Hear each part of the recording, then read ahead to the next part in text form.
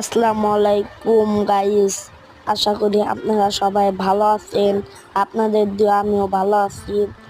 আজকে আমার বন্ধু ফোন দিয়ে বলল পিকনিক খাবে, তার জন্য আমি আমার কয়েকটা বন্ধু মিলে যাচ্ছে। দুষ্টামি করে ওই কাকা দেখি মেলা দূরে মাছ মারতেছে, তার বাসনারা দেখে আমরা যাচ্ছি এখানে আমাদের কাটাখালি। আমরা যাচ্ছি পার্টির ওখানে।